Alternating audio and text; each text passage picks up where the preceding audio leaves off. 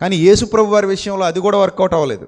మరి అదేం పాపం ఆయనకి, అదేం ఇబ్బందో ఆయనకి, అంటే అంతగా ఆయన దేవుడు ఆయనను విడిచిపెట్టడం వల్ల, దేవుడు ఆయనకు ఆ పరీక్ష అప్పగించడం వల్ల మన కొరకు ఈ భూమి మీదకి వచ్చినటువంటి యేసుప్రభు వారి జీవితంలో అది కూడా లేదే. మరియకు యేసుప్రభు వారి తర్వాత సంతానం కలిగింది.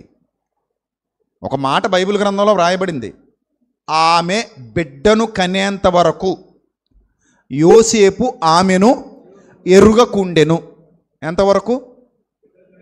బిడ్డను కనేంత వరకు యోసేపు ఆమెను ఎరుగకుండెను. What next? కామన్. ఇంకా ఆ తర్వాత భార్యాభర్తలిద్దరూ సంసార ధర్మాన్ని నిర్వర్తిస్తారు. ఆ సంసార ధర్మాన్ని నిర్వర్తించే క్రమంలో ఖచ్చితంగా ఆ భార్యాభర్తల కలయిక ద్వారా కొంతమంది పిల్లలు పుడతారు. అంటే యేసు ప్రభు వారు ఒక్కరే కన్యకు జన్మించారు దైవాత్మ శక్తి వలన. కానీ ఆ తర్వాత మరియ గర్భం గుండా పుట్టిన వారు ఎవరు కూడా కన్యకు జన్మించిన వారు కారు. ఆ తర్వాత భార్యాభర్తల కలయిక ద్వారా మనమందరం ఎలా పుట్టామో వాళ్ళు అలాగే పుట్టారు. అయినప్పటికీ మరి తమ్ముళ్ళు కాకుండా పోతారా చెప్పండి? రక్త సంబంధం లేకుండా పోద్దా? బాహ్యంగా ఆలోచిస్తే యేసుప్రభు వారికి ఏముంటుంది? రక్త సంబంధం కామన్గా ఉంటుంది. కానీ రక్త సంబంధం ఉన్నప్పుడు కూడా వాళ్ళు సపోర్ట్ లేదే. యోహాను సువార్త 7వ అధ్యాయము, యోహాను సువార్త 7వ అధ్యాయము మొదటి వచనం చూద్దాం. యోహాను సువార్త 7వ అధ్యాయమేనా? మొదటి వచనం. అటు తర్వాత యూదులు ఆయనను చంపవెదకినందున. ఏమంటే ఎప్పుడైనా చదివారా ఇలాంటి మాటలు మీరు? యేసుప్రభు అనగానే మీకు ఏం గుర్తొస్తుంది? నడుచుకుంటూ వస్తున్నాడు, రొట్టెలు పంచుతాడు, 5 రొట్టెలు 2 చిన్న చేపలు, దోణి మీద ఎక్కటం, ఈ పక్కన కుడి పక్కన వడవి అనడం, చేపలు పట్టేయటం. బాగున్నాయి కదా ఇన్సిడెంట్స్. తుఫాన్ని గద్దించడం, గాలిని గద్దించడం, నీటి మీద నడవటం. ఇంకేమున్నాయి మీకు గుర్తొచ్చినాయి చెప్పండి? చచ్చిపోయిన వాళ్ళని లేపటం, గుడ్డోళ్ళు కళ్ళు ఇవ్వడం, కుంటోళ్ళు కాళ్ళు ఇవ్వడం. ఇంకేమున్నాయి? లాజర్ని పిలవడం, అంతేనా? జక్కే ఆ చెట్టు దిగండం. ఈయన గుర్తొస్తున్నాయి? ఏం గుర్తురావే? అంటే మన మైండ్లో యేసు ప్రభు యేసయ్యా అనగానే ఇంకా ఆయన ఎన్ని కష్టాలు పడ్డాడు, ఎన్ని శ్రమలు పడ్డాడు, ఎన్ని ఇబ్బందులు ఎదుర్కొన్నాడు, ఆయన చుట్టూతో ఎలాంటి వాతావరణం ఉండేది, ఎలాంటి వాతావరణంలో ఆయన సువార్తను ప్రకటించాడు, ఆయన మాటలను పాజిటివ్గా తీసుకునేవారా, నెగిటివ్గా తీసుకునేవారా, ఆయనకు అడుగడుగున ఎలాంటి గండాలు ఎదురయ్యేవి, రాజుల నుంచి వచ్చినటువంటి వార్నింగ్స్ ఏంటి, ఆయన ఇచ్చినటువంటి సమాధానాలు ఏంటి, శాస్త్రుల పరిచయలు ఎన్ని ఇబ్బందులకు గురి చేసేవారు, ఎన్ని రకాలుగా ఆయన్ని ఇరికించాలని చూసేవారు, ఎన్ని చోట్ల ఆయన మీద మర్డర్ ప్లాన్ చేశారు, ఎన్ని చోట్ల ఆయన చంపేయడానికి ట్రై చేశారు, ఎన్నిసార్లు ఆయన తప్పించుకుని వెళ్ళిపోయాడు, ఎన్నిసార్లు వివాదాలు వచ్చాయి, అసలు ఆయన పేరే వివాదాస్పదమైన గుర్తు. అన్నిసార్లు వివాదాలే. యేసుప్రభు అంటేనే ఏం గుర్తట? వివాదాస్పదమైన గుర్తు, సింబల్ ఆఫ్ కాంట్రవర్సీ. యేసుప్రభు గారి పేరేంటి ఇంగ్లీష్లో? Symbol of controversy. అదే ఉంది బైబిల్లో. వివాదాస్పదమైన గుర్తు అంటే సింబల్ ఆఫ్ కాంట్రవర్సీ. యేసుప్రభు వారు ఉంటేనే కాంట్రవర్సీ. ఎందుకు? శాస్త్రుల పరిచయాలు ఎడ్డమంటే ఇంత ఎడ్డమంటాడు. వాళ్ళకి తెలియదు కాబట్టి ఈయన చెప్తుంటాడు. వాళ్ళు ఒకటి చెప్తే ఈయన ఇంకోటి చెప్తాడు. వాళ్ళు విశ్రాంతి దినం నేను విశ్రాంతి దినానికి బాబుని అంటాడు ఆయన. నేను పాటించక్కర్లేదు అంటాడు ఆయన. వీళ్ళు అంటారు అలా కుదురుద్ది అంటారు, అంతే అది అంటాడు. దేవాలయం పడగొడితే 3 దినాల్లో కడతానంటాడు. వాళ్ళకి నచ్చదు, ఎంత మాట అన్నావు అంటాడు. మోషే మీకు నిజమైన ఆహారం ఇవ్వలేదంటాడు. నిజమైన మన్నా మోషే ఇచ్చింది కాదై అంటాడు. మరి ఎక్కడదై అంటే నేను ఇచ్చేది అంటాడు. వీళ్ళకి ఇంకా పిచ్చెక్కిపోతుంటుంది. ఏంది నువ్వు ఇచ్చేది, నువ్వు ఏమైనా పెడతానావా అని చూస్తారు. పళ్ళేమో ఖాళీగా ఉంటాయి. పళ్ళెలు ఖాళీగా బట్టి ఏమంటాడు ఈయన? నేను ఇస్తున్నాను నిజమైన ఆహారం అంటాడు. వాళ్ళు ఏమనుకుంటారు? పైనుంచి ఏం కురవట్లేదు కదా అనుకుంటారు. పైనుంచి కురిసేది కాదురా తెంగరోళ్ళారా, ఎక్కడి నుంచి కురుస్తుందిరా నిజమైన ఆహారం, ఇందులో కురుస్తుందిరా అది. దానికి దీనికి మీకు తేడా తెలియాలిరా నాయన. మీరు ఇంకా పైన వాటిని వెతకట్లేదు, మామూలు భోజనం కోసం ప్రయాసపడుతున్నారని ఆయన చెప్తుంటాడు. వీళ్ళకింత సెన్స్ ఉండదు, అంత హైలీ నాలెడ్జ్ అర్థం కాదు. ఆయన చెప్పే ఆ హైలీ నాలెడ్జ్ తెలుసుకోగలిగే అంతటి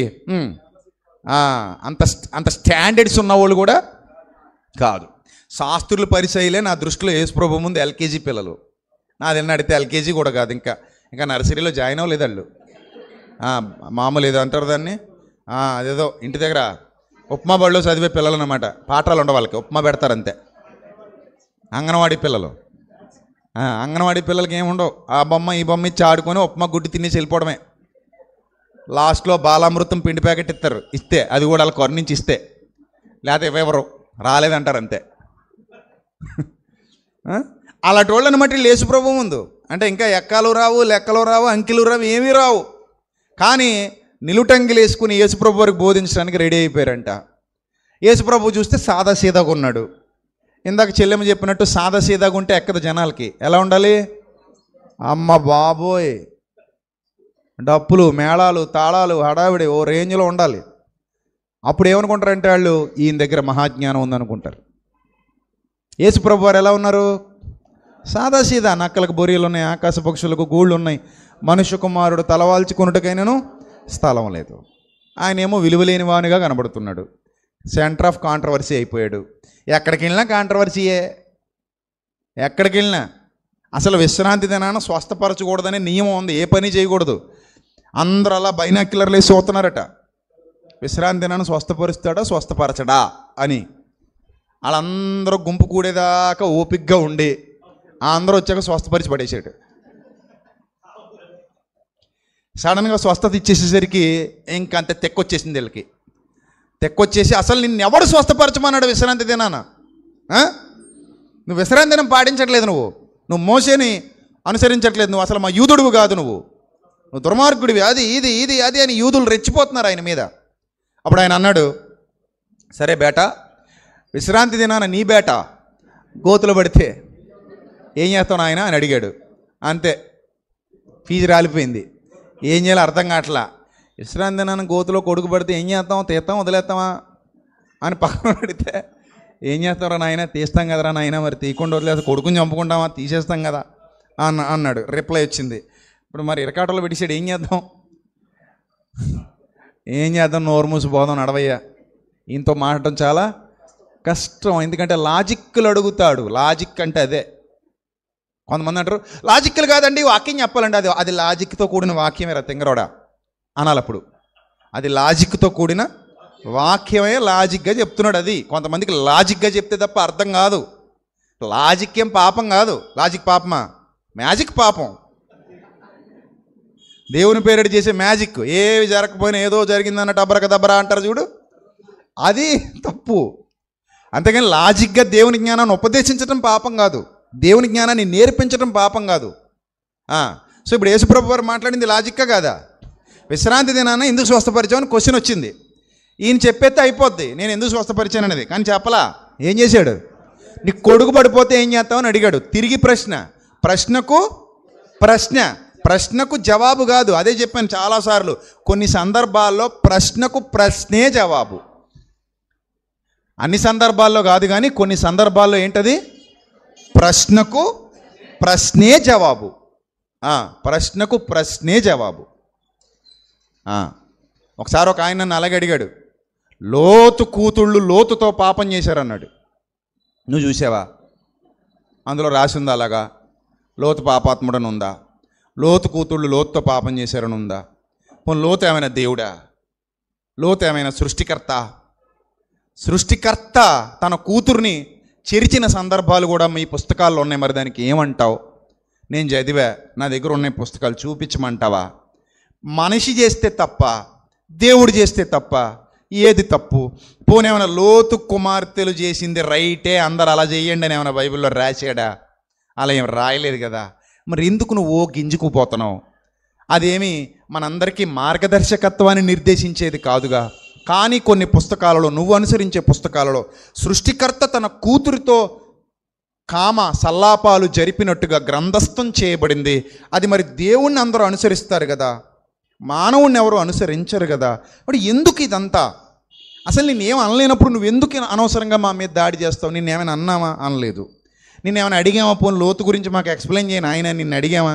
అడగలేదు. నువ్వే వచ్చావు, నీ అంతటి నువ్వే మమ్మల్ని అనేస్తున్నావు.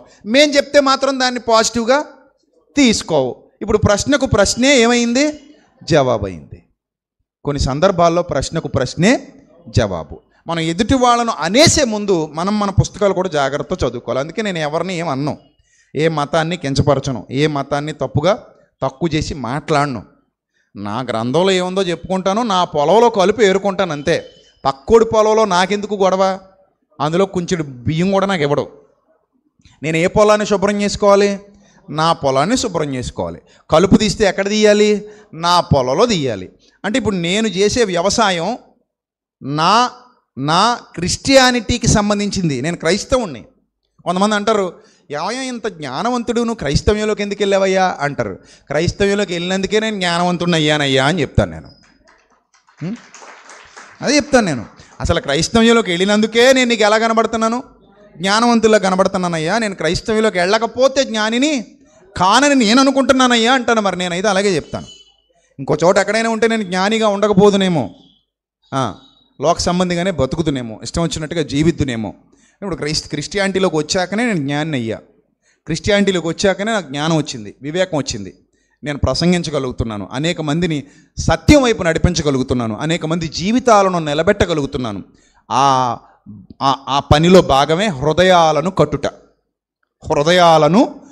కట్టుట, అంతరంగ పరిశోధన, అంతరంగ వైద్య విధానము, దేవుని వాక్యము. అర్థమైందా? సో ఇప్పుడు యేసుప్రభు వారు ఎదుర్కొంటున్నటువంటి ఆ క్లిష్టమైన పరిస్థితులు, సొంత తమ్ముళ్ళు చూడండి, అక్కడ ఏం రాయబడిందో, యూదులు ఇలా ఉన్నారు. ఇప్పటివరకు పిక్చర్ చూపించాను మీకు. యూదులు ఎలా ఉన్నారు? మీకు ఏం గుర్తు రావాలి? మీద ఎప్పుడైనా యేసయ్యా అనగానే ఏం గుర్తు రావాలి? ఇవి కూడా గుర్తు రావాలి. ఎందుకంటే ఇవి కూడా ఆయన జీవితంలో భాగాలు. మరి ఇవి తీసేస్తే కుదరదు. ఇవన్నీ ఉన్నాయి ఆయన లైఫ్లో, ఇవన్నీ ఉన్నాయి. ఇవన్నీ తీసుకుంటేనే మనకి యేసు ప్రభు పూర్తిగా అర్థమవుతారు. ఇవేం తీసుకోకపోతే అర్థం కారు. రైటా? రైట్. చూద్దాం ఇప్పుడు. యూదుల పర్ణశాలల పండుగ సమీపించిన కనుక 3వ వచనం, ఆయన సహోదరులు ఆయనను చూచి, సహోదరులు అంటే రక్త సంబంధులు, నీవు చేయుచున్న క్రియలు నీ శిష్యులు చూచినట్లు ఈ స్థలము విడిచి యోధయకు వెళ్ళు. ఎక్కడికి వెళ్ళమంటున్నారు? యోధయకు వెళ్ళు. ఇప్పుడు 1వ వచనం చదవండి. తమ్ముళ్ళు ఇచ్చే సలహా తీసుకోండి. ఫస్ట్ తమ్ముళ్ళు ఇచ్చిన సలహా ఏంటి? యోధయకు వెళ్ళు. నువ్వు చేసే సూచక్రియలు అక్కడ చెయ్యి. ఎక్కడికి వెళ్ళి చెయ్యి? యోధయకు వెళ్ళి చెయ్యి. అన్నయ్య మీద ప్రేమతో చెప్పారనుకుంటున్నాం మనం. 1వ వచనం చదవండి, ఎంత ప్రేమతో చెప్పారో. అటు తర్వాత యూదులు ఆయనను చంప వెదికినందున యేసు యోదయలో సంచరించనొల్లక సొంత ప్రాంతమైన గలిలయలో సంచరించుచుండెను. గలిలయ సొంత ప్రాంతం, యోదయ సొంత ప్రాంతం కాదు. సో ఈయన పెరిగిన ప్రాంతం గలిలయ, నజరేతు. సో ఇప్పుడు గలిలయలో సంచరిస్తున్నారు ఈయన. తమ్ముళ్ళు ఏమంటున్నారు? ఇక్కడ నుంచి 150 కిలోమీటర్ల దూరంలో ఉన్న యోదయకి వెళ్ళిపో, ఇక్కడ ఉండకు. గలిలయకి యోదయకి దాదాపుగా ఎంత దూరం? 150 కిలోమీటర్లు. అంటే మన నుంచి ఇంచుమించు వైజాగ్ అంత దూరం అనుకోండి, అప్రాక్సిమేట్లీ. సో అంత దూరంలో ఉన్న యోదయకి వెళ్ళిపోమంటున్నారు వీళ్ళు. గలిలయ నుంచి యోదయలో ఏముంది? రిస్క్ ఉంది. ప్రస్తుతానికి వాళ్ళు యేసుప్రభు యోదయకు వస్తే ఏదో రకంగా చంపేద్దామని చూస్తున్నారు. చంపేయడానికి ఆయన ఏం చేశాడు? ఏం చేయలే, మాట్లాడాడు. ఏం చేశాడు? ఏం చేయలే, మాట్లాడాడు. ఏమి నచ్చలేదు? మాటలు నచ్చలేదు. మాటలు నచ్చకపోతే ఎవరు నచ్చరు? మనిషి నచ్చడు. పాయింట్ అర్థమైందా? మాటలు నచ్చితే మనిషి నచ్చుతాడు, మాటలు నచ్చకపోతే మనిషి నచ్చడు. సో ఆయన మాట్లాడాడు కాబట్టి వాళ్ళకి నచ్చలేదు. ఏం మాట్లాడాడు ఇంతకీ? అది కూడా చెప్పండి. ఏం మాట్లాడాడు? సత్యం మాట్లాడాడు. That is the main point. Don't miss that point. ఏం మాట్లాడాడు? సత్యం మాట్లాడాడు. సత్యం మాట్లాడినందుకు యేసు ప్రభు నచ్చలా. బరబ్బా ఎందుకు నచ్చాడు? వాళ్ళలాగే దొంగడు కాబట్టి నచ్చాడు. శాస్త్రులు పరిచయాలు ఎందుకు నచ్చారు? వాళ్ళలాగే అసత్యంలో బతుకుతున్నారు కాబట్టి నచ్చారు. యేసు ప్రభు ఎందుకు నచ్చలేదు? సత్యం చెబుతున్నాడు కాబట్టి నచ్చలేదు. That is the main point. ఇప్పుడు ఇంతకాళ్ళకి ఏమైనా ద్రోహం చేశాడా? చంపేసేంత ద్రోహం. ఒక మనిషిని చంపాలంటే ఎప్పుడు చంపాలనిపిస్తుంది? మనకేమైనా కీడు చేసేసినా, అన్యాయం చేసేసినా, మన కుటుంబాన్ని ఛిద్రం చేసేసినా, నాశనం చేసేసినా, ఇలాంటివి ఏమైనా జరిగితే అప్పుడు చంపేద్దాం అన్నంత కోపం సాధారణమైన వ్యక్తికి, లోక సంబంధికి వచ్చింది అనుకుంటే అది వేరే విషయం.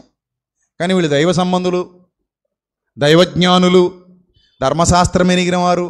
ధర్మశాస్త్రం ఎవరిని చంపమని, అకారణంగా శిక్షించమని చెప్పదు. కానీ యేసు ప్రభువుని ఏం చేద్దాం అనుకుంటున్నారు? చంపేద్దాం అనుకుంటున్నారు. Murder plans. 1 కాదు 2 కదా, ఎన్ని మర్డర్ ప్లాన్స్ చేశారో ఆయన మీద. చివరికి గలిలయలో కూడా మర్డర్ ప్లాన్ చేశారు, కొండ మీద తీసుకెళ్ళి తోసేద్దామని. ఒకసారి రెండుసార్లుగా చాలాసార్లు. ఎక్కడ దొరికితే అక్కడ చంపేద్దాం. ఇది యేసుప్రభు వారి జీవితంలో జరిగినటువంటి సంఘటన. అయితే ఇక్కడ మనం జాగ్రత్తగా గమనిస్తే తమ్ముళ్ళు కూడా ఎక్కడికి వెళ్ళమంటున్నారట? చేతికి మట్టి అంటకుండా ఎవరిని చంపేద్దాం అనుకుంటున్నారు? వీళ్ళు సొంత అన్నగారిని చంపేద్దాం అనుకుంటున్నారు. అందుకే మార్క్స్ వార్త 3వ అధ్యాయంలో 21 అనుకుంటా, చూసేయండి, ఎందుకు ఇంకా డౌట్. మార్క్స్ వార్త 3వ అధ్యాయము 21, కరెక్టే. ఆయన ఇంటి వారు ఈ సంగతి విని ఆయనకి ఏం చెల్లించిపోయిందట? మతిపోయిందన్నారట. ఎవరికి? యేసుప్రభుకి. ఇంటివారు ఎవరో? ఇంట్లో వాళ్ళే మా అన్నయ్యకి ఏం పోయిందని చెప్తున్నారు? మతిపోయిందని చెప్తున్నారు. అది హర్షించదగిన విషయమే. ఇప్పుడు మీకు పాయింట్ భారతవేళ చెప్తా. రేపు పొద్దున యూట్యూబ్లో ఒక వీడియో వచ్చింది. అందులో మా అమ్మ, మా నాన్న, మా అన్నయ్య, మా చెల్లి నలుగురు కూర్చొని 4 కుర్చీలు వేసుకుని టేబుల్ పెట్టుకొని మా అన్నయ్య విజయప్రసాద్ రెడ్డికి మతిపోయింది, పిచ్చోడైపోయాడు, అతని మాటలు వినకండి, పట్టించుకోకండి అని అన్నారనుకోండి, షేర్ చేస్తారా చేయరా? అసలు మామూలుగా ఉండదు అనుకుంటున్నారా? వీడియో మామూలు వైరల్ అవుతుంది. ఎవడు పడితాడు డౌన్లోడ్ చేసుకోవడం, పెట్టేసుకోవడం, ఎందుకంటే ఇప్పుడు నా మీద ప్రేమ ఉన్న వాళ్ళు ఎక్కువ మంది ఉన్నారు. అయ్యో ప్రాణం ఇచ్చేస్తారు కొంతమందిని అంటే. సో ఇంకా మామూలు వైరల్ చేయరు, ఇంకా బేభత్సమైన వైరల్ అయిపోద్ది వీడియో. ఎందుకంటే బయటోడు ఎవడో చెప్తే వేరు, సొంత తండ్రి చెప్పాడండి పిచ్చోడంట, సొంత తల్లి చెప్పిందండి, సొంత చెల్లి చెప్పిందండి, సొంత అన్నయ్య చెప్పి, సొంత తమ్ముడు చెప్పాడండి, మతి చెల్లించిందంట. అది ఒక సెలబ్రిటీ గురించి. యేసుప్రభు సామాన్యమైన సెలబ్రిటీ కాదు ఆ రోజుల్లో. ఆయన అడుగేస్తే జనం, ఆయన కదిలితే 1000 మంది ఫాలోవర్స్, బేభత్సం. ఆ రోజుల్లో ఇన్స్టాగ్రామ్ లేదాయే, ఉంటేనా ఏమయ్యేది? లైక్ బటన్ పగిలిపోయేది, షేర్ బటన్ చిరిగిపోయేది అనమాట. అలా ఉండేది యేసుప్రభు వారి ఫాలోయింగ్. 1000 మంది, లక్షల మంది ఆయన ఫాలో అయిపోవడమే. అలాంటి అద్భుతమైన ఫాలోవర్స్ ఉన్న యేసుప్రభు గురించి వచ్చి ఏం చెప్తున్నారు? బయట నిలబడి జనం చూస్తే ఖాళీ లేరంట. అక్కడికి వచ్చి ఏం చెప్తున్నారు? ఇంటివారు మతి చెల్లించింది, పట్టుకోవడానికి వచ్చాం అన్నారట. ఎంత కక్షతో ఉన్నారు ఇంట్లో వాళ్ళు. ఇవన్నీ తెలుసా ఈరోజు క్రైస్తవానికి? అబ్బే ఏమి తెలవండి, ఏం చదవం అసలు. సరే, అసలు యేసుప్రభు అంటేనే ఏం గుర్తొస్తామే మనకి? రొట్టెలు, చేపలు, ఆశీర్వాదాలు, దీవెనలు, మహత్కార్యాలు, సూచక్రియలు, అద్భుతాలు. ఇంతే. ఆయన జీవితం పూల పానుపు. ఆయన గోల్డెన్ స్పూన్తో పుట్టేశాడు. అసలు ఒక్కోసారి అనిపిస్తుంది, కనీసం అయినా అర్థం కాదా మన వాళ్ళకి? పశువుల పాక అంటారు, దాంట్లో లైట్లు ఎడతారు, పేడ ఉంటుంది, లైట్లు ఉండవు ఒకవేళ ఉంటే. అవునా? పశువుల పాక అని అందులో స్పాంజ్ పరుపులు వేస్తారు. అందులో ఆయన ఏదో హ్యాపీగా కిలకిల నవ్వుతున్నట్టు నిన్ను తీసుకెళ్ళి పశువుల తొట్లో పడుకోబెడితే హ్యాపీగా నవ్వుతావా? నిజం చెప్పు. ఇప్పుడు పడుకోబెడితే, ఇప్పుడు పుట్టినప్పుడు కాదు, ఇప్పుడు ఎవరైనా పశువుల తొట్లో పడుకోవడానికి రెడీ ఉన్నారు? ఈ నైట్ అంతా పడుకోవాలి. ఛాలెంజ్, బస్తీ మీ సవాల్. రండి, 1000 రూపాయలు ఇస్తాం పొద్దునికి. అంత డబ్బు ఏం చేసుకోవాలో తెలియట్లేదు కదా, అస్సలు పడుకోరు. అదేమన్నా 1,00,000 10 లక్షలు అంటే రెడీ అయిపోతారు నాకు తెలుసు, అందుకే వెయ్యన్నాను. అమ్మా నాకు తెలీదా మీ గురించి? ఎవడన్నా పడుకుంటాడు చెప్పండి పశువుల తొట్లో ఏముంటుంది? చెత్త చెదారం ఉంటుంది, గేదెలు తిన్నది, సరుకు. అదే రోజు శుభ్రం చేయరు ఒకవేళ నిజం అయితే. సో ఎలా ఉంటుంది? బాగోదు అసలు, తొట్టి అసలు బాగోదు. అది వాటర్ తొట్టి అయితే అసలు బాగోదు, ఎండిపోయిన తర్వాత వాటర్ తొట్టి కూడా బాగోదు. మేత తొట్టి అయినా అసలు బాగోదు. తొట్టి 2 రకాలు, ఒకటి వాటర్కి, ఒకటి మేతకి, 2 తొట్లే. ఎందుకంటే ఏ తొట్టో తెలియదు, బైబిల్ ఇన్ఫర్మేషన్ ఇవ్వలేదు. పాక ఉందో లేదో మనకేం చెప్పలేదు. పాకలో పుట్టడం లేదు, ఆల్రెడీ మనం చెప్పాను. ఎక్కడో పుట్టాడు, ఎక్కడ పుట్టాడో తెలియదు, బెత్లెహేములో. సత్వరలోకి తీసుకొచ్చారు, చోట్లేదు, అవతల బొమ్మన్నారు.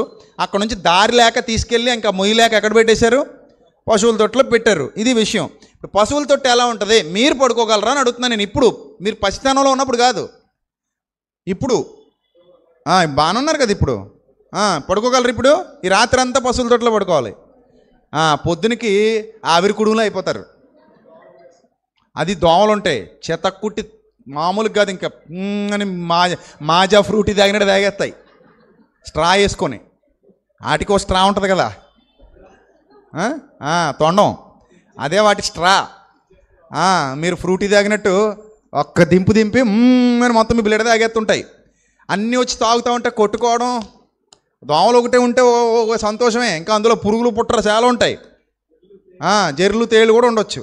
అలాంటి తొట్లో వేసిందంటే దారి లేక దిక్కు లేక, అది యేసుప్రభు వారిది. మనం దాన్ని తీసుకొచ్చి లైటింగు, అడావిడి, స్పాంజులు, పొగలు ఒక రేంజ్లో చూపించాం మన డిసెంబర్ నెల అంతాను. అవునా కదా చెప్పండి? అంటే మీరు రియాలిటీకి దూరంగా పోయారు. ఆయన ఏమో బాధలో ఉంటే మీరు దాన్ని సమాజానికి ఎలా చూపిస్తున్నారు? అదేదో సంతోషంలో ఉన్నట్టు చూపిస్తున్నారు. జనం అనుకుంటారు యేసు ప్రభు కూడా గోల్డెన్ స్పూనే అనుకుంటారు. ఆయన ఏం గోల్డెన్ స్పూన్ కాదు. ఆయన ఏం హ్యాపీగా లేడు, అస్సలు హ్యాపీగా. పుట్టినప్పటి నుంచి చనిపోయేంత వరకు బాధలు, దుఃఖాలు, కన్నీళ్ళు, శ్రమలు, శోధనలు, వేదనలు అన్నీ ఆవరించున్నాడు ఆయన. ఆయన విసర్జింపబడినవాడు, ఆయన దుఃఖాక్రాంతుడాయను, వ్యసనాక్రాంతుడాయను, తృణీకరింపబడినవాడు, వ్యాధిగ్రస్తుడు, మన వ్యాధిని ఓర్చినవాడు, మన బాధ, మన కన్నీళ్లు, మన దుఃఖం అన్నీ ఎరిగినవాడు, ఆయన శ్రమనొందినవాడు. ఇవి ఆయనకున్న ట్యాగులు. పుట్టుక నుంచి ఎక్కడ ఆయనకి సంతోషం లేదు, ఎక్కడ ఆయనకు ఆనందం లేదు, దుఃఖమే ఆయన జీవితం అంతా. దుఃఖాక్రాంతుడయ్యాడు ఆయన. అలాంటి స్థితిలో మనల్ని రక్షించడానికి భూమి మీద ఆయన పడిన పాటలు. అసలు ఆయన అక్కడి నుంచి ఇక్కడికి వచ్చాడంటే ఆయన రేంజే వేరు. నిన్న ఎవరో రామ్ చరణ్ వచ్చాడంట ఎక్కడికి, మన రాజమండ్రికి. కిక్కిరిసిపోయాడు రోడ్లు. వేమగిరి వచ్చాడంట పవన్ కళ్యాణ్ గారు వాళ్ళ అబ్బాయిని, చిరంజీవి గారు అబ్బాయిని. ఆయన గోల్డెన్ స్పూను. వాళ్ళ కష్టాలు కన్నీళ్ళు తెలియవు. మరి యేసుప్రభు వారు ఇంకంత గోల్డెన్ స్పూన్గా రావాలి వచ్చేటప్పుడు భూమి మీదకి, స్పెషల్ హెలికాప్టర్లో రావాలి, అంతేనా? కానీ అవి ఏమీ లేవు. వడ్లవాని కుమారుడిగా ఎంచుకున్నాడు. ఆయన ఎంపిక అలా ఉంది. తనను తానే రిక్తుడంటే ఏమీ లేనివాడిగా చేసుకున్నాడు.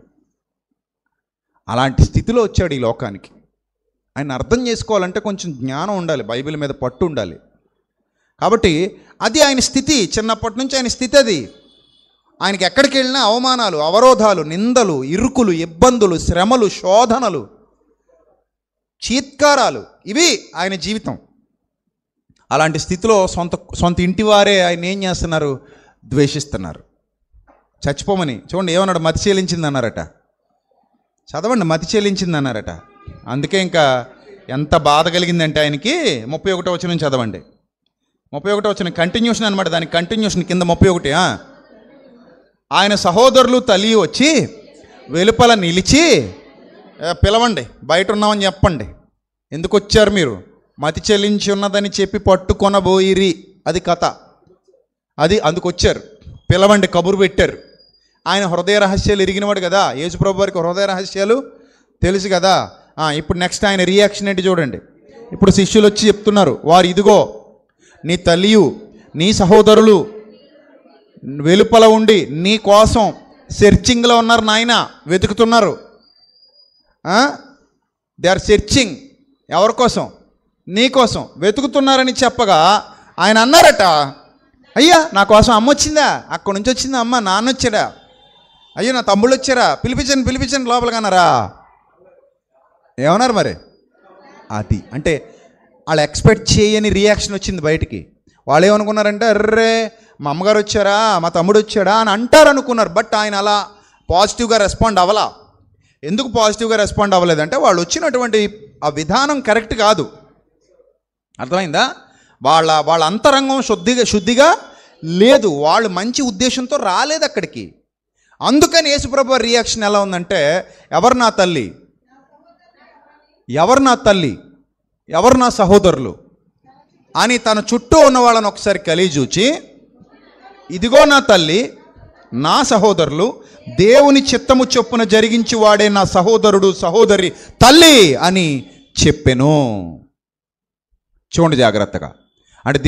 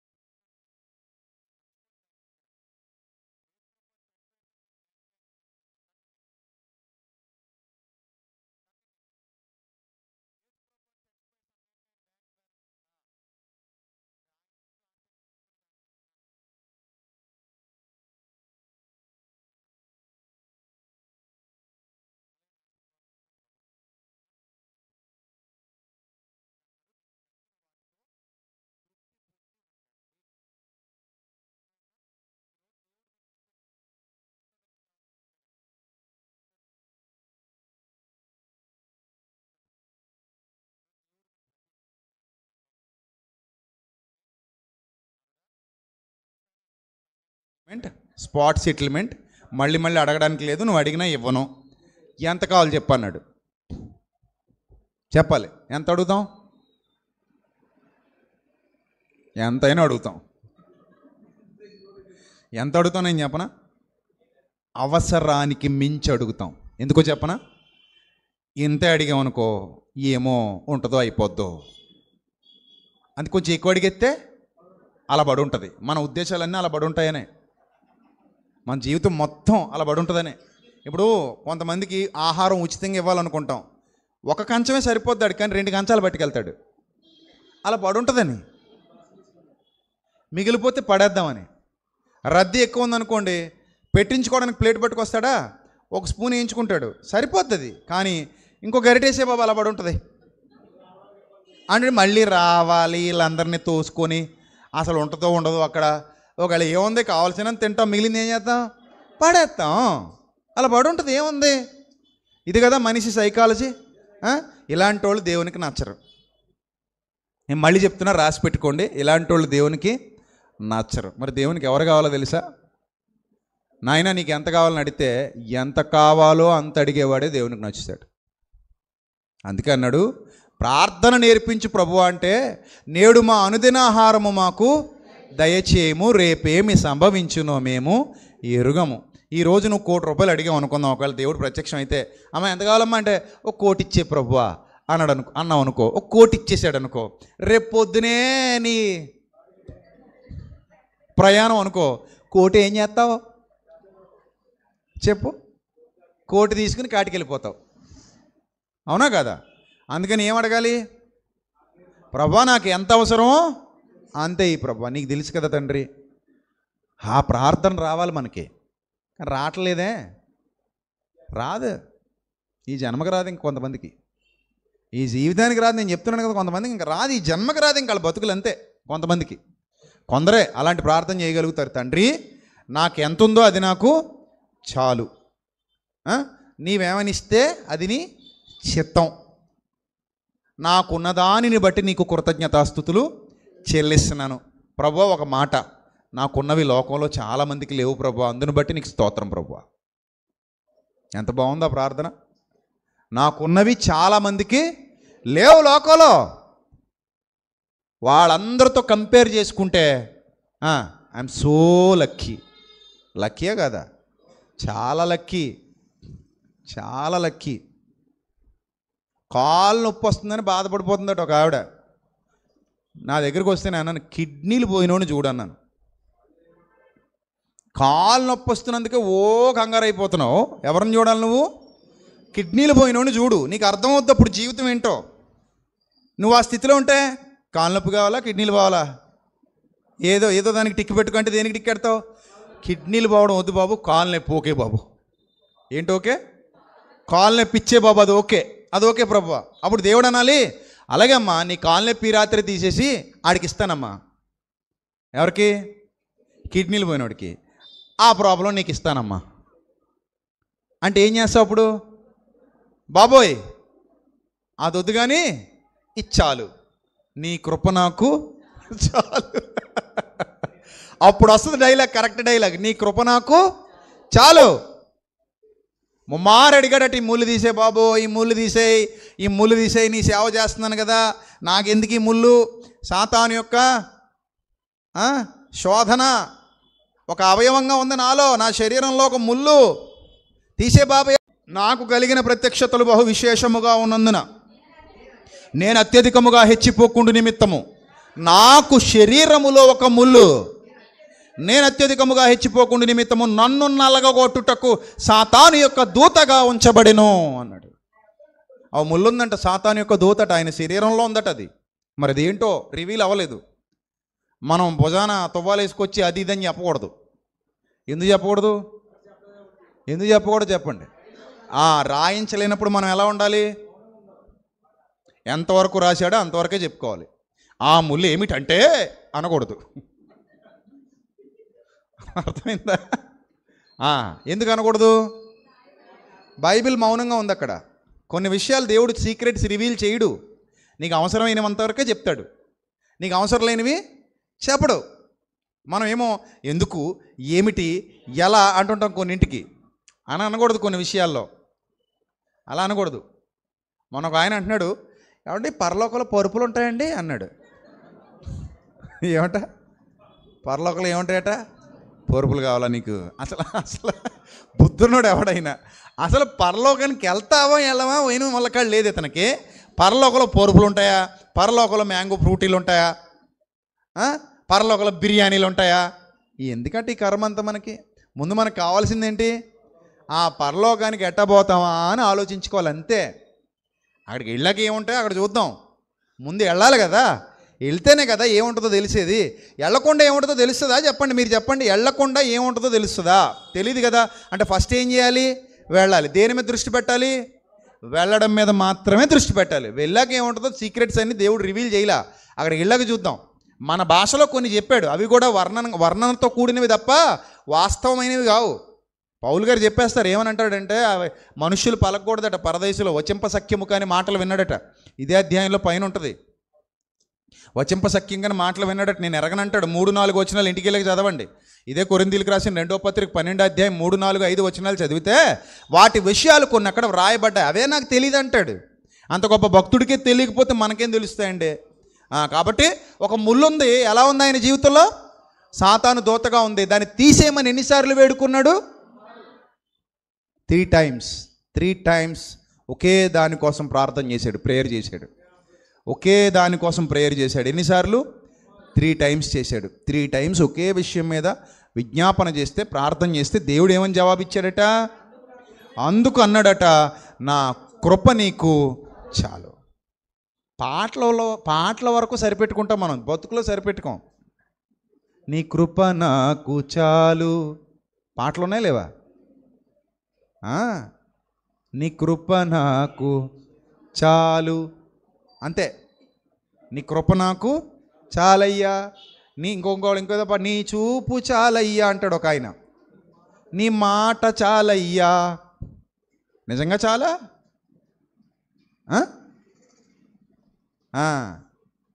చాలయ్యా అంతవరకే మాట. పాట వరకే మాట. నిజంగా బ్రతుకులోకి వచ్చేసాక చాలు అని ఎవ్వరు అనరు. ఇంక చాలు తండ్రి అని అన్నావు ఎప్పుడైనా? చీరలు ఇంక చాలు ప్రభువా, ఏది కట్టుకోవాలో కూడా తెలియట్లేదు ప్రభు. 365 రోజులకి 780 చీరలు ఉన్నాయి ప్రభువా. ఇంక చాలు ప్రభువా అంటామా? అబ్బే. ఒళ్ళంతా దిగబోసేసిన చాలు అంటారా కొంతమంది? అబ్బే, ఇంకా ఏదో సూర్యుడు చంద్రుడు తక్కువయ్యారంటారు. ఏదోటి కావాలి ఇంకా. అన్నీ ఇచ్చేసాక మళ్ళీ వడ్డానమండి అందట ఒక ఆవిడ. నన్ను చంపేవే అన్నాడట. ఇంకా నన్ను తాకట్టేటే, ఇంకా అసలు నీకు వంటమే గొప్ప, మళ్ళీ వడ్డానం కొనాలా నీకు అన్నాడట. చాలా అన్నమాట ఎవరికి బెబ్బే రాదు అసలు. కానీ అది అలవాటు చేసుకోండి. లైఫ్ చాలా పీస్ఫుల్గా ఉంటుంది, చాలా హ్యాపీగా ఉంటుంది. చాలు. ఒకసారి మనస్ఫూర్తిగా అలా ప్రశాంతంగా కాలమే కాలేసుకుని కూర్చొని, నాకున్నవి ప్రపంచంలో చాలామందికి లేవు, ఐఎమ్ సో హ్యాపీ అని ఒక్కసారి మైండ్తో చెప్పుకోండి. అలా రిలాక్స్ అయిపోద్ది, మొత్తం ప్రశాంతంగా ఉంటుంది. అప్పుడు చేయండి ప్రార్థన, ప్రభువా నీ కృప నాకు చాలు తండ్రి, నీ కృప నాకు చాలు. నాకున్నవి ప్రపంచంలో చాలామందికి లేవు, ఐఎమ్ సో హ్యాపీ.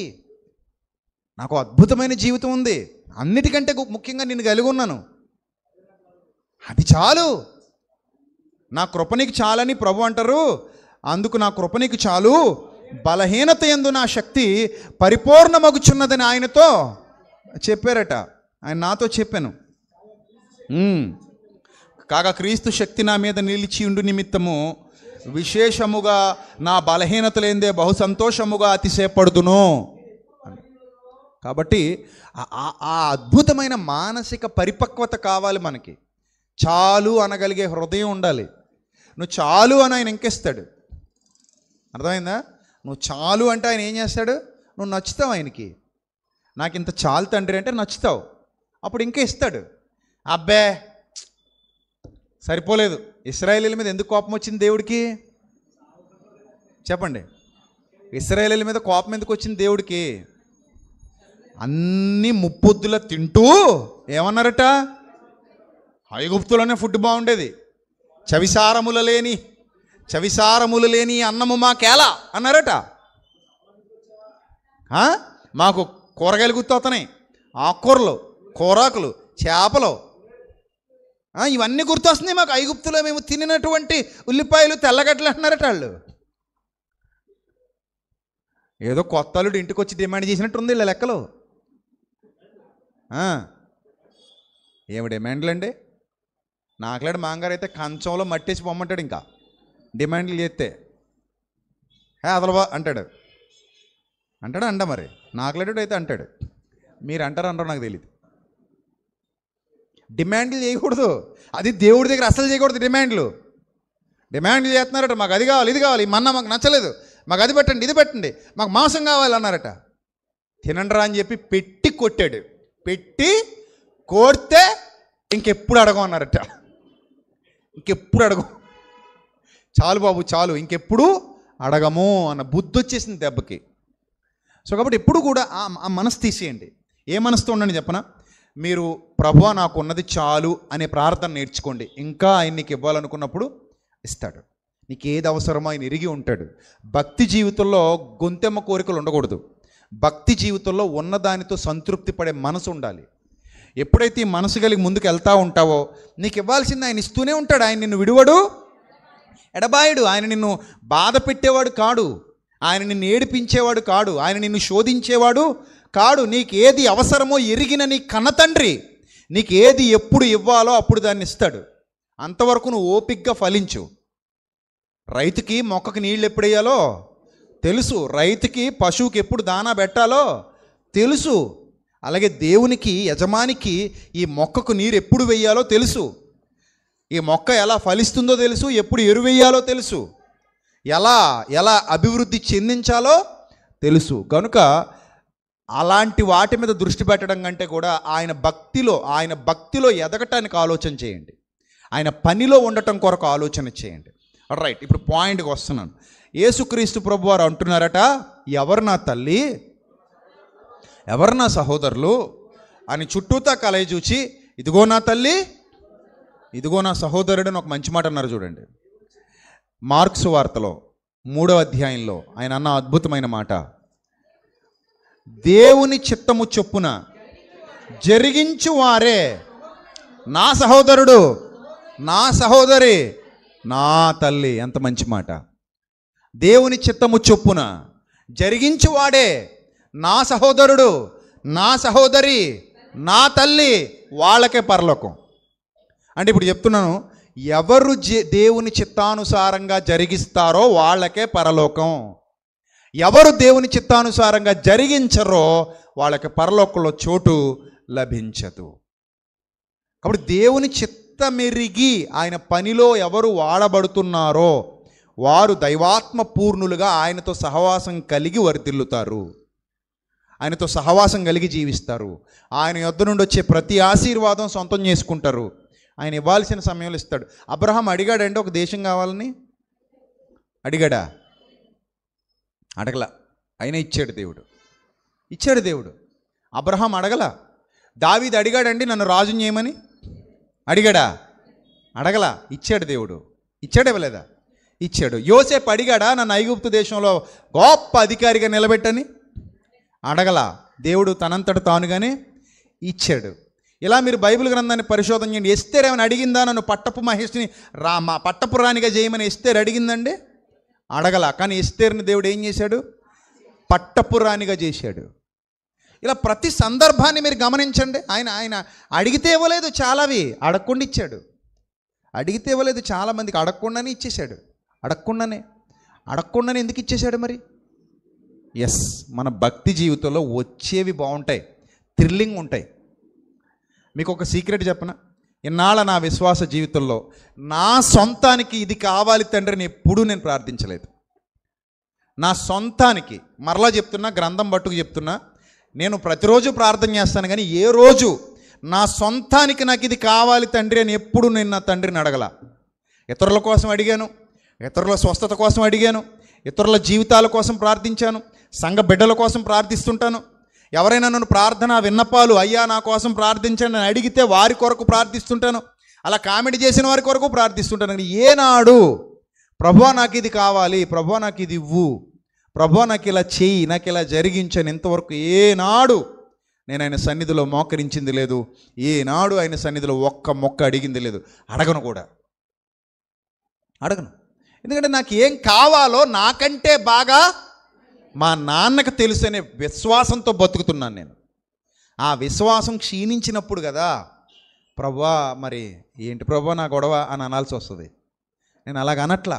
ప్రభువా నీ పని చేసుకుంటూ పోతున్నా, నీ ఇష్టం, పాల ముంచినా నీదే భారం, నీట ముంచినా నీదే భారం, శోధనలైనా నీ ఇష్టం, వేదనైనా నీ ఇష్టం, కన్నీళ్ళ గుండా నడిపించి నాకు ఏదైనా పాఠం నేర్పిస్తావా, నేర్పించి నీ ఇష్టం, కష్టాల గుండా నడిపించి నాకు ఏదైనా గుణపాఠం నేర్పిస్తావా, నేర్పించి నీ ఇష్టం, ముళ్ళు శోధనలు ఏమైనా వస్తాయా, రాని నీ ఇష్టం. నా బ్రతుకు నీది తండ్రి, నీ చిత్తమే నా బ్రతుకులో సిద్ధించాలి, నీకు ఏది ఇష్టమో అది నా బ్రతుకులో జరిగించు. నీ సేవలో నిలబెట్టుకున్నది నువ్వు, ఈ వాక్యం ఇలా చెప్పమని నన్ను ప్రేరేపించింది నువ్వు. చాలామంది నాకు చాలా సలహాలు ఇచ్చారు, అందరితో కలిసిపోండి బ్రదర్, మీరు ఇంకా బాగుంటారు బ్రదర్ అన్నాడు. నేను అన్నాను ఇప్పటికే చాలా బాగున్నాను, ఇంతకంటే బాగుంటే ఏమైపోతానో అన్నాను.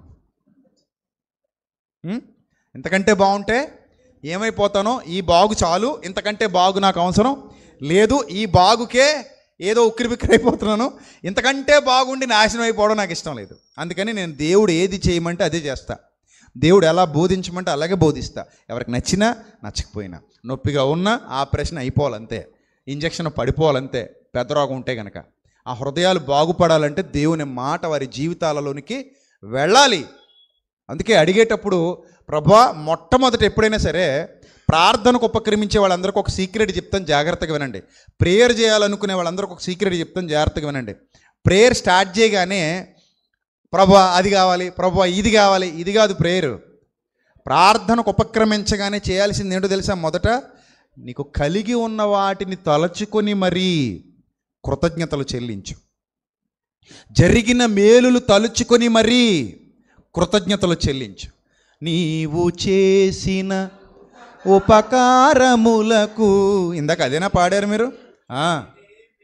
నేనేమి చెల్లింతును, ఆ పాట, ఆ భావం ఎంత భావం అది. నీవు చేసిన ఉపకారములకు నేనేమి చెల్లింతును, ఏడాది దూడలనా వేలాది పొట్టేళ్ళనా. చూసారా? నీవు చేసిన ఉపకారాలకు నేను ఏం చెల్లించగలను తండ్రి అంటే, ఉపకారాలు జరుగుతున్నాయా జరగట్లేదా?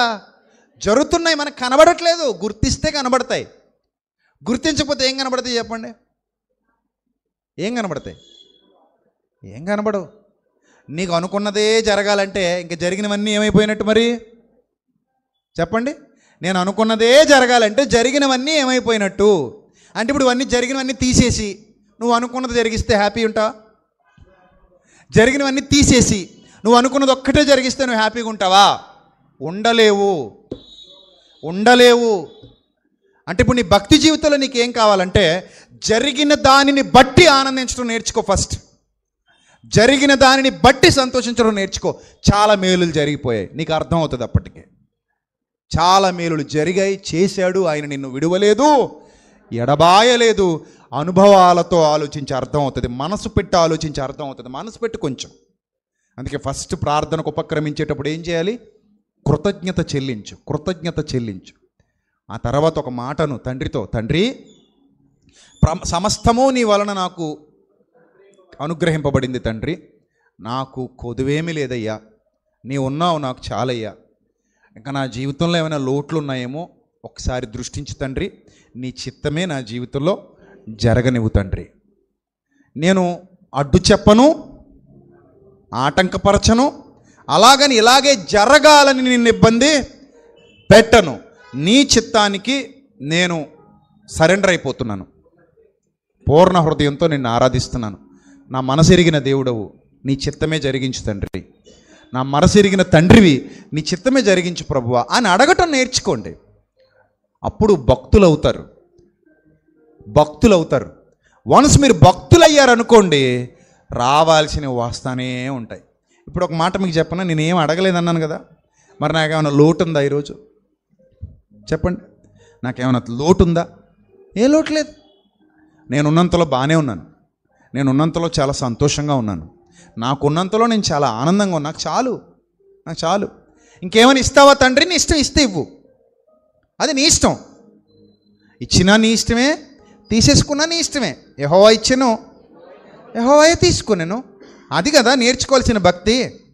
బాగున్నప్పుడేమో పొగిడి, బాగులేనప్పుడేమో తిట్టి వాడు కుమారుడు ఎట్ట అవుతాడు? పరలోకం ఎలా వస్తుంది?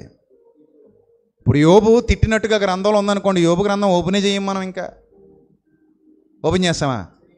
అసలు చిరాకు వస్తుంది చదవడానికి. ఏం చదువుతాం? యోబు అనగానే మనకు ఎలా కనబడుతున్నాడు ఇప్పుడు? హీరో, విశ్వాస వీరుడు. యెహోవా ఇచ్చెను, యెహోవాయే తీసుకొనెను. అలాంటి బలమైన విశ్వాసం కావాలి, అలాంటి స్థిరమైన విశ్వాసం కావాలి ప్రియమైన దేవుని సంఘమా. అలా భక్తి జీవితంలో ఎదగాలి. ప్రభువా నీ పని అప్పగించావు, నేను చేస్తాను తండ్రి. నేను అదే అనుకుంటాను ప్రతిరోజు, ప్రభువా నేను ఎటో పోవాల్సిన వాడును, ఇట్లా ఆక్కొచ్చావు. ఏదో వ్యాపారం చేసుకుంటూ బతుకుతున్నోడిని, వారానికి 3-4 సినిమాలు చూసుకుంటూ బతుకుతున్నోడిని, ఆ వ్యాపారం మానిపించి ఇటు తీసుకొచ్చావు. నిజం కదా, ఎప్పుడు రాజమండ్రి ఏ థియేటర్లో కనబడినా నేను కనబడేవాడిని అనమాట. కొత్తది వచ్చిందంటే బొమ్మ మనం ఉండాలి అక్కడ. రాజమండ్రి, మండపేట, కాకినాడ, ఏటో ఈ మూడు సిటీలు కవర్ అయిపోయాయి మన దెబ్బకి. ఏటో ఒకటి ఎక్కడ టికెట్లు కొడితే అక్కడ పోవడమే, రిలీజ్ పడిపోవాలి, చూడాలి, వ్యాపారం చేసుకోవాలి, హ్యాపీగా బతికేయాలి. ఇది జీవితం. అటునుంచి ఇట్లా లాక్కొచ్చి పడేసావు, వీళ్ళందరి మధ్యలో కూర్చోబెట్టావు, వీళ్ళకి బాప్తిస్మాలు ఇప్పింప చేస్తున్నావు, సెమినార్లు పెట్టిస్తున్నావు, హృదయాలు సంస్కరించే పనిలో పెట్టావు. ఏ పనిలో పెట్టావు? హృదయాలు సంస్కరించే పనిలో పెట్టావు.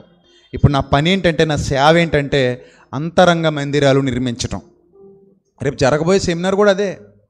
అంతరంగ మందిర నిర్మాణాల కొరకు అందరినీ ఒక చోటకి చేరుస్తున్నాం.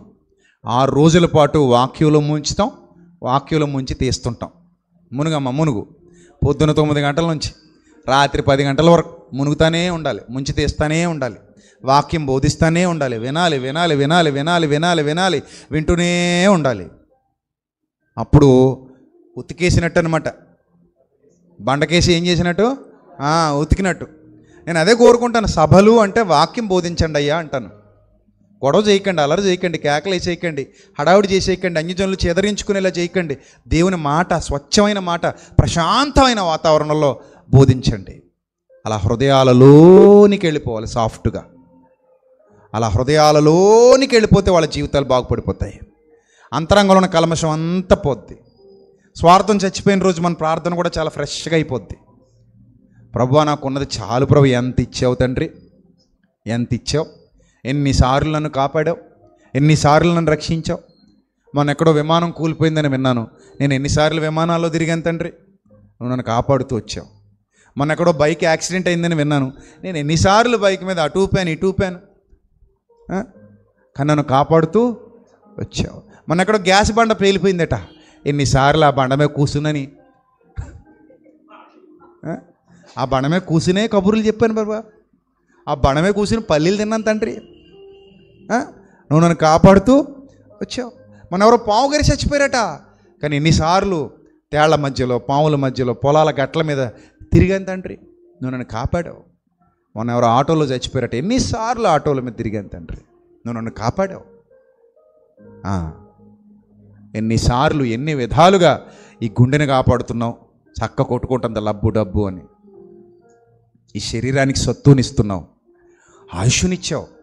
అసలు ఈ నూతన సంవత్సరం చాలామంది చూడలేకపోయారట. ఈరోజు నూతన సంవత్సరంలో మొదటి ఆదివారం, తండ్రి నేను నిన్ను ఆరాధిస్తున్నాను తండ్రి, ఎంత గొప్ప ధన్యత ఇచ్చావు తండ్రి, ఎంత గొప్ప సంతోషం ఇచ్చావు తండ్రి. చాలు ప్రభు ఈ జీవితానికి, చాలు. ఇంకేమైనా ఇస్తే ఇవ్వు ప్రభు, నీ ఇష్టం. నువ్వు ఇస్తే తీసుకోవడానికి నీ దాసుడు, నీ దాసురాలు సిద్ధంగా ఉంది తండ్రి. నువ్వు అడిగితే ఏదైనా చేయటానికి కూడా నేను సిద్ధంగా ఉన్నాను తండ్రి అన్నాడట. నా నిమిత్తము ఎవడు పోవునంటే నేనున్నాను ప్రభువా అని చెయ్యెత్తి నిలబడ్డాడు భక్తుడు. మనం కూడా అలాగే నిలబడాలి. ఏముందండి, ఏం పట్టుకెళ్ళమండి, ఇక్కడ నుంచి అన్నీ వదిలేసి పరలోకం పోతాం. అందుకే భూమి మీద ధనము కూర్చుకొనకండి, పరలోకమందు మీ కొరకు ధనము కూర్చుకొనండి అన్నాడు. అర్థమైందా? నీకున్న సమస్యలు కలకాలం ఉండవు, పోతాయి, అవి ఏం ఉండవు. ఇప్పుడున్నట్టుగా రోజంతా ఉంటుంది అనుకోకు, ఇప్పుడున్నట్టే జీవితం అంతా ఉంటుంది అనుకోకు, జీవితం అంతా ఉంటుంది అనుకోకు. నీకు తెలియని ఎన్నో నీ జీవితంలో జరగబోతున్నాయి. రేపేమి సంభవించునో మీరు ఎరుగరు. కనుక అనవసరంగా ప్రాణాలు తీసుకోవద్దు, అనవసరంగా చింతొద్దు, దిగులొద్దు, విచారం వద్దు, బాధొద్దు, కృంగిపోవద్దు. విశ్వాసం ఉంచండి, నీ చిత్తమే సిద్ధించునుగాక అనండి. ప్రభు నిన్ను విడువడు, ఎడబాయడు. ఆయన అపారమైన కరుణ, వాత్సల్యం వర్షం వలె నీ మీద కురుస్తుంది. ఆయన దీవెన వర్షం వలె నీ మీద కురుస్తుంది. ఆయన కృప, ఆయన ప్రేమ, ఆయన కనికరం నీ మీద వర్షం వలె అలా కుమ్మరింపబడుతూ ఉంటుంది. చాలా హ్యాపీగా ఉంటాం అప్పుడు, మనం చాలా సంతోషంగా ఉంటాం, చాలా ఆనందంగా ఉంటాం. ఇప్పుడు చెప్పండి, ఆనందపడడానికి ఎన్ని ఉన్నాయి మనకి? చాలా ఉన్నాయి. ఇవన్నీ వదిలేసి ఏడుద్దామా? ఇంటికి వెళ్ళిన తర్వాత మరలా మోకరించి ఏం చెబుదాం? కృతజ్ఞతలు చెబుదాం, ఆయన పని చేద్దాం. ఇక ఇది మనకి సెమినార్కి ముందు ఒకే ఒక ఆదివారం. ఇది నెక్స్ట్ ఆదివారం ఎక్కడుంటాం? సెమినార్లో ఉంటాం. ఇక్కడ జరగదు ఆరాధన, గుర్తుపెట్టుకోండి. అదే అంటున్నాను నేను, this is the last Sunday before seminar. అర్థమైందా? ఆఫ్టర్ సెమినార్ మళ్ళీ ఇక్కడ ఆరాధన జరుగుతుంది. అంటే నెక్స్ట్ సండే ఆరాధన ఎక్కడ జరుగుతుంది? సెమినార్లో జరుగుతుంది. రొట్టె ద్రాక్షరసం కూడా అక్కడే ఇవ్వబడుతుంది. అన్ని సంఘాలు అక్కడే హాజరవుతాయి. చాలా భారీగా ఉంటుంది సభ. భోజనాలు అక్కడే, టిఫిన్లు అక్కడే, అన్నీ అక్కడే, స్నానాలు పలహారాలు అన్నీ అక్కడే, జపాలు అన్నీ అక్కడే, ప్రార్థన ఉదయం లేచిన దగ్గర నుంచి రాత్రి పడుకునేంత వరకు ఆ ఆధ్యాత్మిక వాతావరణంలో తడిసి ముద్దయిపోతాం. సో కాబట్టి అలాంటి ఒక అమూల్యమైన ఘట్టానికి మనం చేరువ కాబోతున్నాం. ఎవరు మిస్ అవ్వకండి. సంఘమంతటికి చాలా చాలా ఖచ్చితంగా చెప్తున్నాను, పండగ కదండి అత్తోరింటికి వెళ్ళాలనకండి. అత్తోరింటికి పండగ తర్వాత కూడా వెళ్ళొచ్చు. మీ డబ్బులు మీకు అట్టనే దాచిపెడద్దు, మీ అత్తగారు డబ్బాలో పెట్టి. కంగారు పడకండి, ఇచ్చేద్దలే మీ అత్తగారు, తినేదు. కొత్త అల్లుళ్ళు కూడా వచ్చేస్తుంటారు అక్కడికి. నువ్వు ఎప్పుడో మాసిపోయిన అల్లుడివి, ఇప్పుడు వెళ్ళి సాధించేదేవి లేదు అక్కడ. కొత్త అల్లుళ్ళే భార్యను తీసుకుని సెమినార్కి వచ్చేస్తున్నారు. నువ్వు ఇంకా అత్తోరింటికి వెళ్ళాలంటే బాగోదు, నవ్వుతారు. వచ్చే చక్కగా నేర్చుకో, దేవుని జ్ఞానం నేర్చుకొని దేవునిలో ఎదుగు, దేవునిలో వర్ధిల్లు. ఎందుకంటే వాక్యం ఎప్పుడు దొరుకుతుందో అప్పుడే మనకి నిజమైన పండగ, అది నిజమైన ఆనందం. అది దాన్ని వర్ణించలేము, ఆ సంతోషాన్ని, ఆనందాన్ని. దేవుని సన్నిధిలో పాడడం, దేవుని సన్నిధిలో పరవశించడం, దేవుని సన్నిధిలో సంతోషించడం, ఆనందించడం, వాక్యం వినడం, హృదయం తన్మయత్వంతో నిండిపోతుంది. ఎన్నో తెలియని సంగతులు నేర్చుకుంటాం. కాబట్టి ఆ ఆధ్యాత్మిక వాతావరణంలో ఉండి నేర్చుకోవటం గొప్ప సంగతి. మీరు అనొచ్చు, లైవ్ కూడా వస్తుంది కదండి అని. ఓ పక్క కోడిపందాలు చూస్తే, ఓ పక్క లైవ్ చూస్తే బుర్రలోకి ఏమి వెళ్ళదు.